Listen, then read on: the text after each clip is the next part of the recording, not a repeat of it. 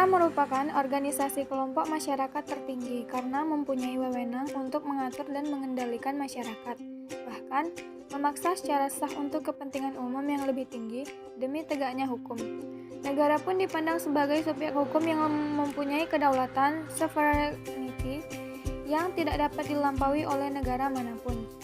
Indonesia adalah negara hukum, artinya negara yang semua penyelenggaraan pemerintah dan serta kemasyarakatannya berdasarkan atas hukum, bukan didasarkan atas kekuasaan belaka. A. Menelusuri konsep dan urgensi penegakan hukum yang berkeadilan. Upaya penegakan hukum di suatu negara sangat erat kaitannya dengan tujuan negara. Menurut Cronenberg dan TKB Sabareudin 1975, kehidupan manusia tidak cukup hidup dengan aman, teratur, dan tertib. Manusia perlu sejahtera. Teori Cronenberg tentang negara hukum ini dikenal luas dengan nama teori negara kesejahteraan. Teori negara hukum dari Cronenberg ini banyak dianut oleh negara-negara modern. Dari bunyi alinea keempat, pembukaan Undang-Undang Dasar Negara Republik Indonesia 1945 ini dapat diidentifikasi bahwa tujuan negara Republik Indonesia pun memiliki indikator yang sama sebagaimana yang dinyatakan Cronenberg, yakni 1. Melindungi segenap bangsa Indonesia dan seluruh tumpah darah Indonesia. 2. Memajukan kesejahteraan umum. 3. Mencerdaskan kehidupan bangsa. 4. Ikut melaksanakan ketertiban dunia yang berdasarkan kemerdekaan, perdamaian abadi, dan keadilan sosial. Perlindungan terhadap warga negara serta menjaga ketertiban masyarakat telah diatur dalam Undang-Undang Dasar Negara Republik Indonesia tahun 1945, di mana dalam pertimbangannya UU Nomor 48 Tahun 2009 tentang kekuasaan kehakiman menyatakan bahwa kekuasaan kehakiman dilakukan oleh sebuah Mahkamah Agung dan badan peradilan yang berada di bawahnya dalam lingkungan peradilan umum, lingkungan peradilan agama, lingkungan peradilan militer, lingkungan peradilan tata usaha negara, dan oleh sebuah mahkamah konstitusi untuk menyelenggarakan peradilan guna menegakkan hukum dan keadilan. Dalam teori tujuan negara pada umumnya ada 4 fungsi negara yang dianut oleh negara-negara di dunia. Yang pertama, melaksanakan penertiban dan keamanan. Yang kedua, mengusahakan kesejahteraan dan kemakmuran rakyatnya. Yang ketiga, pertahanan, dan terakhir, menegakkan keadilan. Fungsi ini dilaksanakan dengan berlandaskan pada hukum dan melalui badan-badan peradilan yang didirikan sebagai tempat mencari keadilan.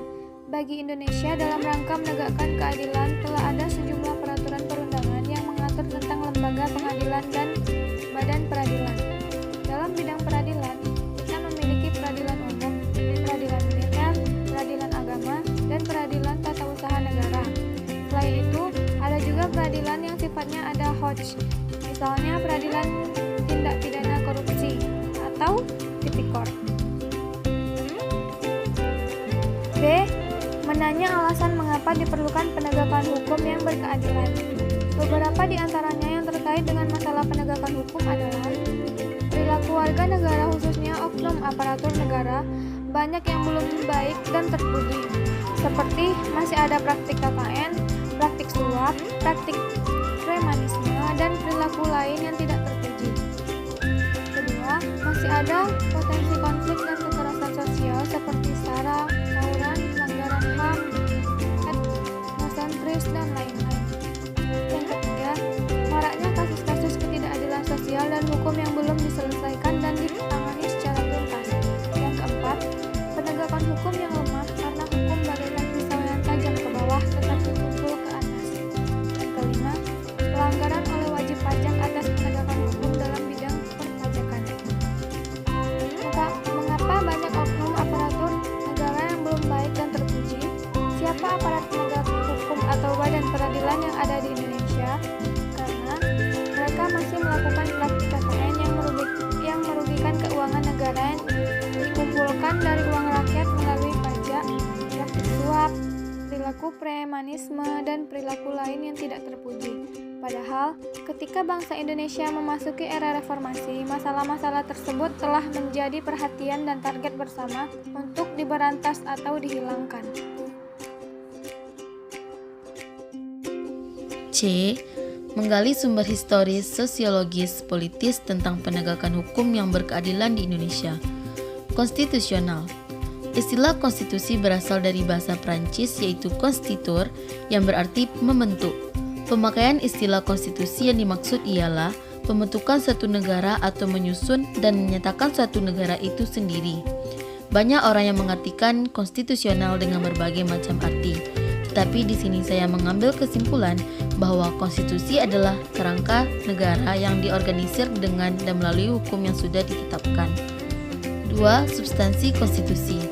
Substansi konstitusi adalah isi dari suatu konstitusi negara mengenai jaminan dan hak negara dan warga negara, serta memilih mana yang penting dan mana yang harus dicantumkan dalam konstitusi agar hasilnya dapat diterima baik oleh mereka yang melaksanakan maupun pihak yang akan dilindung. Pada hakikatnya, konstitusi itu berisi 3 hal pokok yaitu 1. Adanya jaminan terhadap hak-hak asasi manusia dan warga negaranya.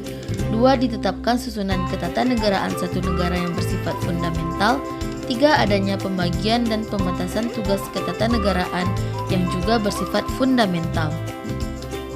Gustav Friedrich, seorang ahli filsafat Jerman dalam Sudikno Mertokusumo 1986-130, menyatakan bahwa untuk menegakkan hukum ada 3 unsur yang selalu harus diperhatikan yaitu 1. Keadilan. Keadilan merupakan unsur yang harus diperhatikan dalam menegakkan hukum. Artinya bahwa dalam pelaksanaan hukum, para aparat penegak hukum harus bersikap adil. Pelaksanaan hukum yang tidak adil akan mengakibatkan keresahan masyarakat, sehingga wibawa hukum dan aparatnya akan luntur di masyarakat. 2. Kemanfaatan. Selain unsur keadilan, para aparatur penegak hukum dalam menjalankan tugasnya harus mempertimbangkan agar proses penegakan hukum dan pengambilan keputusan memiliki manfaat bagi masyarakat. Hukum harus bermanfaat bagi manusia. 3. Kepastian hukum. Unsur ketiga dari penegakan hukum adalah kepastian hukum. Artinya penegakan hukum pada hakikatnya adalah perlindungan hukum terhadap tindakan sewenang-wenang. Adanya kepastian hukum memungkinkan seseorang akan dapat memperoleh sesuatu yang diharapkan. Misalnya, seseorang yang melanggar hukum akan dituntut pertanggungjawaban atas perbuatannya. Itu melalui proses pengadilan dan apabila terbukti bersalah akan dihukum. 1. Lembaga penegak hukum. Pertama ada kepolisian. Kepolisian negara ialah alat negara penegak hukum yang terutama bertugas memelihara keamanan dan ketertiban di dalam negeri. Dalam kaitannya dengan hukum, khususnya hukum acara pidana, kepolisian negara bertindak sebagai penyelidik dan penyidik. Menurut pasal 4 Undang-Undang Nomor 8 Tahun 1981 tentang Undang-Undang Hukum Acara Pidana atau KUHP. Penyelidik adalah setiap pejabat polisi negara Republik Indonesia. Penyelidik mempunyai wewenang 1. Menerima laporan atau pengaduan dari seseorang tentang ada tindak pidana. 2. Mencari keterangan dan barang bukti. 3. Menyuruh berhenti seseorang yang dicurigai dan menanyakan serta memeriksa tanda pengenal diri. 4. Mengadakan tindakan lain menurut hukum yang bertanggung jawab. 2. Ada kejaksaan. Dalam Undang-Undang Nomor 16 Tahun 2004 tentang Kejaksaan Republik Indonesia, Pasal 1 dinyatakan bahwa jaksa adalah pejabat fungsional yang diberi wewenang oleh undang-undang untuk bertindak sebagai penuntut umum dan pelaksanaan putusan pengadilan yang telah memperoleh kekuatan hukum tetap serta wewenang lain berdasarkan undang-undang. Berdasarkan penjelasan tersebut, maka jaksa atau penuntut umum berwenang antara lain untuk A. Menerima dan memeriksa berkas perkara penyidikan. B. Membuat surat dakwaan.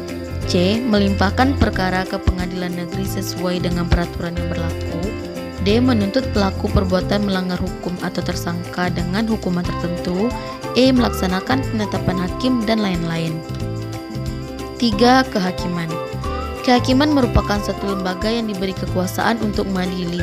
Adapun hakim adalah pejabat peradilan negara yang diberi wewenang oleh undang-undang untuk mengadili.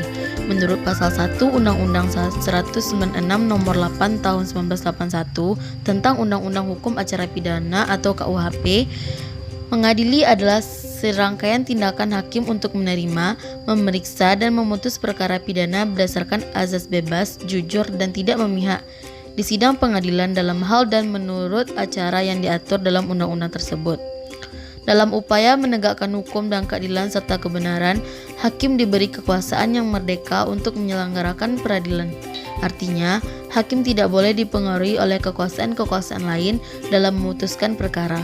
Apabila hakim mendapat pengaruh dari pihak lain dalam memutuskan perkara, maka cenderung keputusan hakim itu tidak adil, yang pada akhirnya akan meresahkan masyarakat dan wibawa hukum dan hakim akan pudar.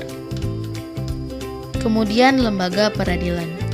Penyelesaian perbuatan-perbuatan yang melawan hukum dapat dilakukan dalam berbagai badan peradilan sesuai dengan masalah dan pelakunya. Dalam pembagian pertimbangan Undang-Undang Nomor 48 Tahun 2009 tentang kekuasaan kehakiman, ditegaskan bahwa kekuasaan kehakiman menurut Undang-Undang Dasar Negara Republik Indonesia tahun 1945 merupakan kekuasaan yang merdeka yang dilakukan oleh sebuah Mahkamah Agung dan badan peradilan yang berada di bawahnya dalam lingkungan peradilan umum, lingkungan peradilan agama, dan lingkungan peradilan militer. Peradilan agama. Peradilan agama bertugas dan berwenang memeriksa perkara-perkara di tingkat pertama antara orang-orang yang beragama Islam di bidang A. Perkawinan, B. Kewarisan, wasiat, dan hibah yang dilakukan berdasarkan hukum Islam, C. Wakaf dan sedekah. B. Peradilan militer. Wewenang peradilan militer menurut Undang-Undang Darurat Nomor 16 1950 yang telah diperbarui menjadi Nomor 31 Tahun 1997 tentang peradilan militer adalah memeriksa dan memutuskan perkara pidana terhadap kejahatan atau pelanggaran yang dilakukan oleh 1. Seorang yang pada waktu itu adalah anggota Angkatan Perang Republik Indonesia. 2. Seseorang yang pada waktu itu adalah orang yang oleh Presiden dengan peraturan pemerintah ditetapkan sama dengan Angkatan Perang Republik Indonesia. C. Peradilan Tata Usaha Negara. Peradilan Tata Usaha Negara diatur Undang-Undang Nomor 5 Tahun 1986 yang telah diperbaharui menjadi Undang-Undang Nomor 9 Tahun 2004. Dalam pasal 1 ayat 1 disebutkan bahwa tata usaha negara adalah administrasi negara yang melaksanakan fungsi untuk menyelenggarakan urusan pemerintahan baik di pusat maupun di daerah. Peradilan Tata Usaha Negara bertugas untuk mengadili perkara atas perubahan melawan hukum yang dilakukan oleh pegawai tata usaha negara. D. Peradilan Umum. Peradilan umum adalah salah satu pelaksanaan kekuasaan kehakiman bagi rakyat pencari keadilan pada umumnya. Rakyat pada umumnya apabila melakukan suatu pelanggaran atau kejahatan yang menurut peraturan dapat dihukum, akan diadili dalam lingkungan peradilan umum. D. Membangun argumen tentang dinamika dan tantangan penegakan hukum yang berkeadilan Indonesia. Contoh dinamika kehidupan yang sekaligus menjadi tantangan terkait dengan masalah penegakan hukum di Indonesia sebagai berikut.